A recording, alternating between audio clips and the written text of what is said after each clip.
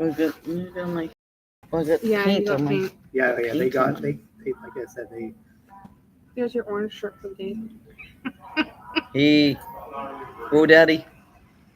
This is like big time Whoa Daddy. I'm coming to you from Dalton's in Winnipeg. I'm getting ready to take my flight back to Calgary. We tried to file a police report with Would you like the Budweiser or the Corona? the Corona, please. Corona. Getting a non-alcoholic Corona because I don't want to have I was thinking of having another martini just because it was a pretty depressing situation because we witnessed a breakdown of civilization. That was pretty much, it was like what life can be like if there's no civilization. And despite all the references to the novel Savage, being in a state of savagery is not good. So anyway, I just wanted to do a bit of document. So here you might see my thing here. I got paint, I guess, on my shirt, and I don't know how I got paint on my shirt, but my hair, which you probably can't see, it's all sticky because it got You got someone. I got some pop or something thrown on my head by I don't know who, but that's assault to do that to someone. And I'll just tell you what happened. So I was warned that this was going to be serious because of the gangs in Winnipeg, but I had sort of been warned about that in Regina, and nothing happened in Regina. So I was a little bit I don't know if cavalier is the right word, but I thought it was going to be a bit tense, but I didn't think it was going to be terrible. And it was terrible. It was really terrible. Anyway, but I have a new persona that I'm now embodying, which is Super Nanny. I'm not sure if you watched the show Super Nanny. And Super Nanny is dealing with toddlers who are very badly behaved. And one rule for Super Nanny is you never let the toddler get away with the tantrum. And you have to just keep on following through on your discipline with toddlers. But in my case, it was, we have the spectrum street epistemology that we're supposed to do, talking about that in his National Center for Truth and Reconciliation. So we had that claim, and of course, I find residential school denialism as the residential schools were genocidal.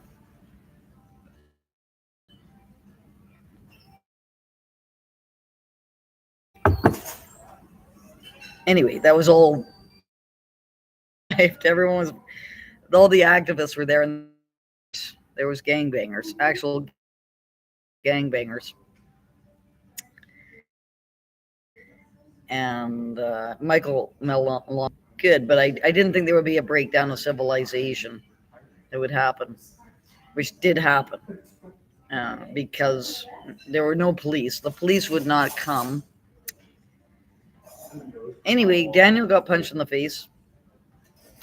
I was having people screaming in my face for at least an hour. And then that was just fine. Like, hey, scream in my face. I don't give a fuck if you scream in my face. And I just stood there being screamed at. So, and then I got to kind of start to get roughed up by all these women. Like, it was the women, and the men were not, like, they were going after the other men, but the women. And what would happen is the women were trying to take me down, and then the men would try to protect me, and then the women would all be cry bullies and all say, "Oh, the men are like, we're being like it was just it was kind of comical in a cry bully-esque kind of way." And so finally, these women had had enough of this, and they decided they're gonna take me off the property of the University of Winnipeg, and I wasn't gonna let that happen. No way. So I didn't know what to do because I couldn't get out of this ring of women who were just like pushing me. So I just sat down in between them, and I then lay down and I just told them I'm going to have a nap for a while you guys calm down. Because I am not going anywhere. And I have a flight tonight at 9 o'clock out of Winnipeg. And I don't want to, like, Winnipeg, you guys are in serious trouble because you're allowing the indigenous tribalists to control everything. I don't want to spend another night in Winnipeg, but I told everyone I will miss my flight because I am going to do a street epistemology session at the University of Winnipeg.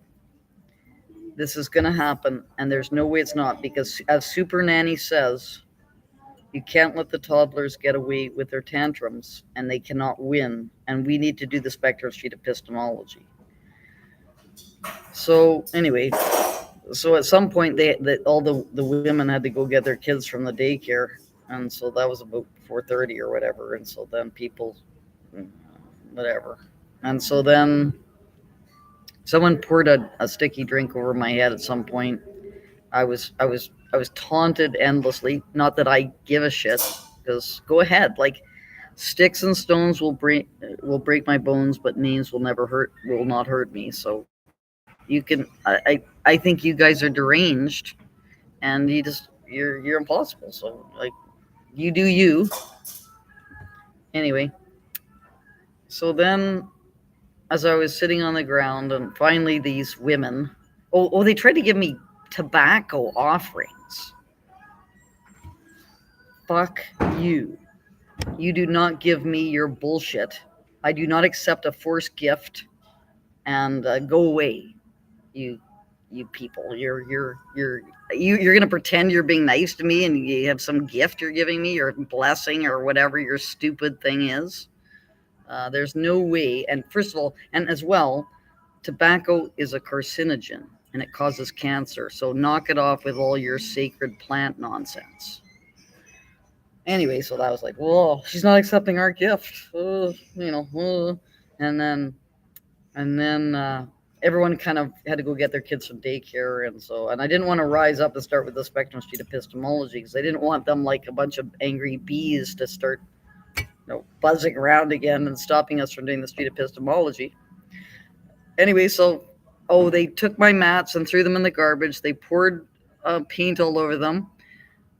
But we found the mats. We found my sound system.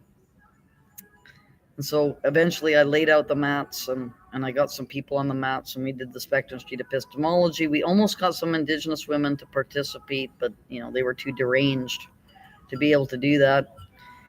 And then at the very end, when I really thought we had solidified our ability to do this, some woman came and poured water all over my sound system, and something else happened. Daniel got punched in the face by this deranged Aboriginal guy. But Daniel, there was no blood. They grazed his nose, but still, it was kind of frightening. The hatred. There was just absolute hatred that was being expressed, just constant hatred. Anyway, we got most of it on film, made most of it on video. So there's lots of good footage that came out of this situation. I'm a bit depressed because the University of Manitoba, we really felt we made some inroads into having some communications with people, and it was all kind of very tame. And it's like Woodstock versus, I think it's called Altamont. I can't remember the name of it. Altamont, when the first one was Woodstock, peace and love, everyone, and then Altamont, where someone got stabbed, and there was the Hells Angels and everything. So it's kind of like, this was Altamont at the University of Winnipeg. Yeah, so that's kind of it. But the University of Winnipeg, I've talked about the university's Hall of Shame. This is like the next level of Hall of Shame. It's like the elite Hall of Shame. So we have the Hall of Shame regular style, and then we have the elite Hall of Shame. The University of Winnipeg is the elite Hall of Shame. They are the highest Hall of Shame of the Hall of Shamers, because the president, and I had someone read me a memo that was sent out to all faculty, and it does exist, which says that I would be allowed to come and do this session. I'll Yeah, take the just- bill. No, I got the bill. Yeah, All together? I'm getting the bill here. I'm with Daniel and Shireen. We're just commiserating on the absolute breakdown of civilization. But this is non-alcoholic beer, just so people know. I had the martini,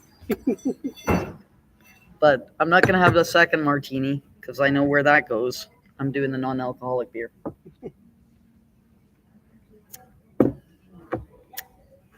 Anyway, University of Winnipeg, you are going to be singled out as an elite member of the Hall of Shame because I know the president said that I would be allowed to do this thing and I would be protected. My safety would be protected, and that that didn't happen at all. And in fact, I was given a trespass notice. They gave me a trespass notice. Like all these thugs and gangbangers and complete meltdown. I was given a trespass notice. And then all my people are supporting me, who got us, roughed up and all sorts of stuff.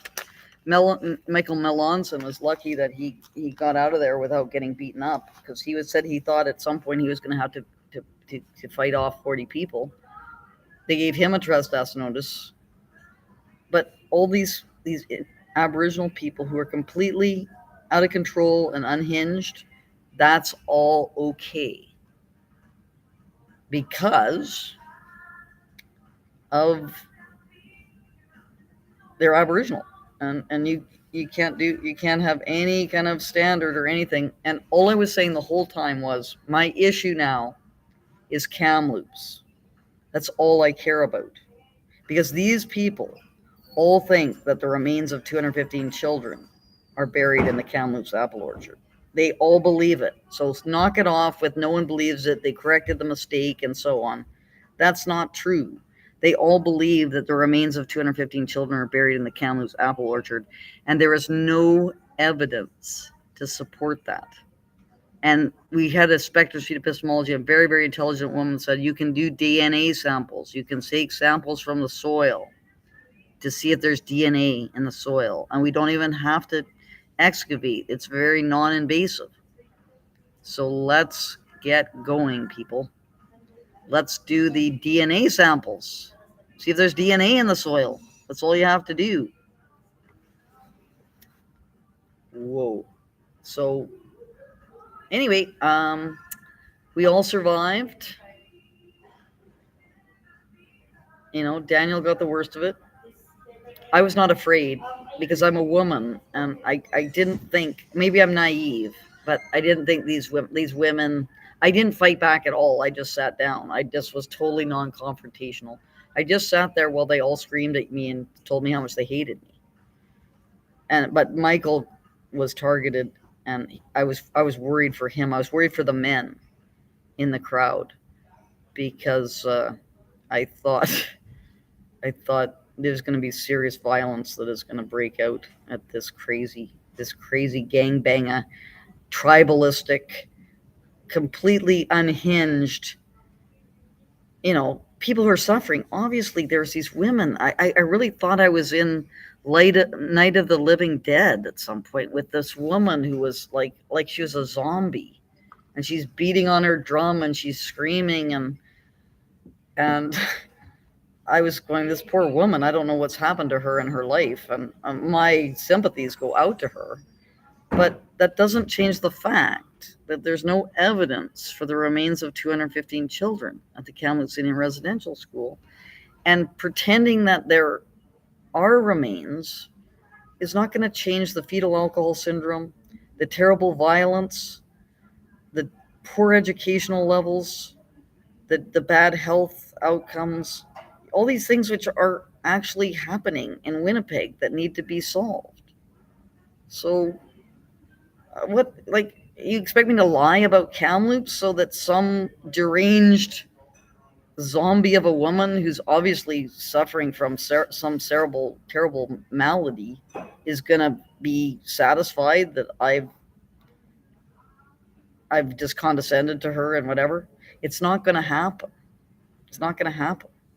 And people, this is a wake up call. I've already been through this many times in different contexts. I've never seen anything like this. This is unbelievable. So, University of Winnipeg, you're getting it. You're gonna seriously get it because I can't even compare you to any other university in Canada because you are so off the charts in terms of your inability to function as an academic institution. It's hard to put words to it, but we have footage. We have massive, massive footage that we got, and we're going to be spending the next few weeks putting it together, editing it, discussing this case, because we have University of Winnipeg, the elite member of the Hall of Shame. And anyway,